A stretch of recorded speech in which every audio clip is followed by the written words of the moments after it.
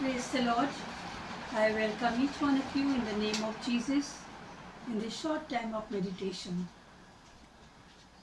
See, in our lives, we all want position, money, fame, and for that we work hard. And if the God's blessing is there, we get. But we have seen in our lives that many of them, when they get all these things, they get proud. They become very pride person. And when they become proud, then they lose their sense at times. They change their attitudes. They get angry and they try to rule over in every place. Especially they start from home, then in the workplace and also in the society. They just think that they have got everything, all the power, money, wealth, position, fame, so they can do anything. We all have seen this kind of persons in our lives.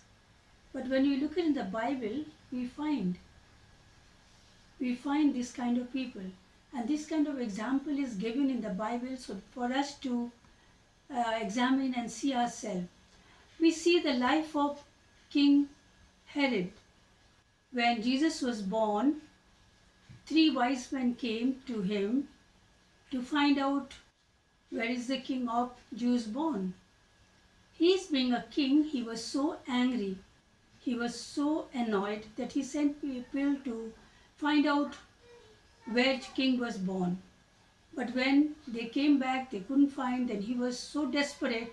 Then, with his anger, he used his position, and he ordered all the children to kill. All the children below 2.5 years to kill. See how he destroyed. Due to his anger, he has done that. We see because he could not take it that he's being a king, there's another king is going to come there. We also see the life of first king of Israel, King Saul.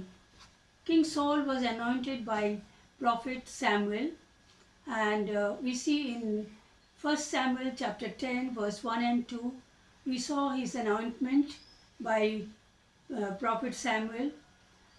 But he could not continue because he became so proud.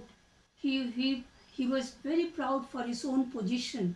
That is why we see in chapter 3 that when Philistines came to attack them and they wanted to go against to fight, so they wanted God's blessing, so they prepared the sacrifice and they waited for Samuel to come and lit the fire so that they get the blessing from God before they go for the fight.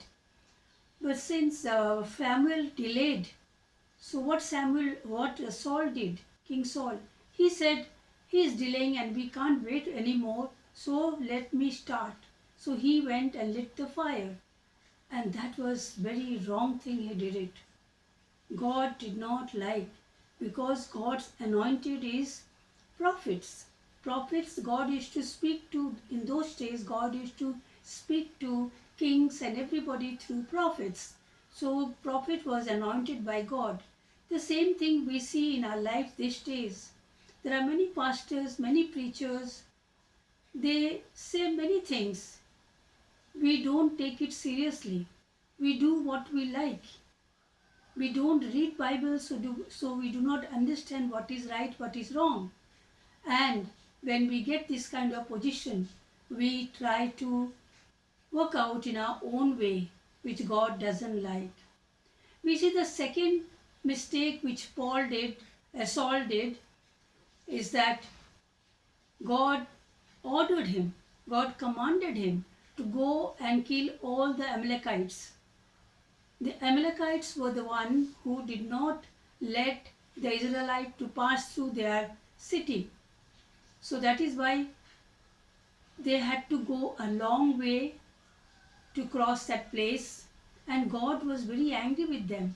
So when the time came, he told King Saul to to go and utterly destroy them, kill all the children, women, men, everybody, even the cattle, everybody. But what King Saul did? He killed everybody, but he spared the king Agag. And all the fatted cattle, he brought it and he kept it in his house for to sacrifice to God.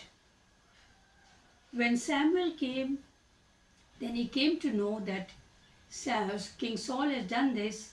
Then we see in chapter 13, verse 22, he said, "You have done a big blunder. You disobeyed God." And we see in chapter 13, verse 22, it says, Samuel said, "Obedience is better than sacrifice." Sacrifice is not important to God, but God wants obedience.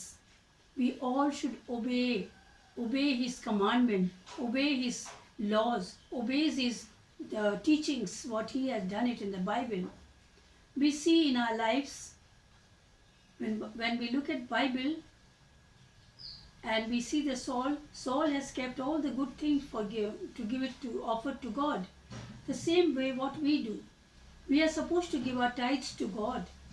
We see in the Malachi chapter 10 verse 3, chapter 3 verse 8 to 10, it says, "Bring all your tithes in my storehouse." And what people do? People, their tithes, they give it to different places, different organizations. That is their will. But God said, "Bring it everything in my storehouse." We don't give everything in the church because we feel the church is misusing and this and that. We are not there to look into all this matter. Our work, God has commanded. Even we see Abraham has done this. He has given the tithes. So it is commandments from God that we have to give our tithes in the church, wherever you want, whichever church you go, you give it. And then he said offering. The tithes and offerings are different. Many people keep their tithes for offering. Offering is called free will offering, because whatever you want to offer to God, it is up to you to offer. It is not any compulsory, but 1/10 is a compulsory.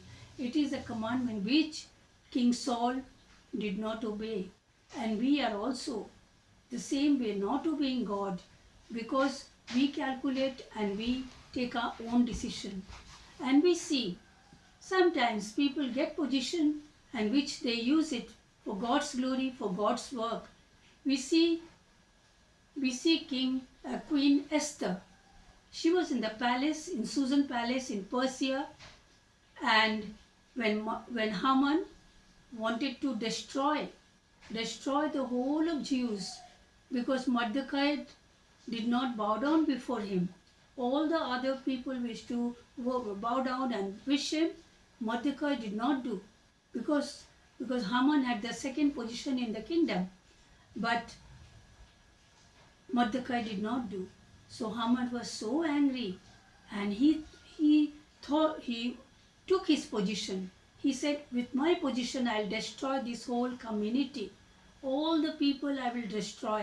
And that time when this news came to Queen Esther, what she did, she was in the palace. She said, "If it happens that I have to die, I will die." We read in the book of Esther chapter 9. If it happens that I have to die, I will die, but I will work for my people. I will go to king and request them to spare their lives. And the God worked in king's life, and he spared the Jews.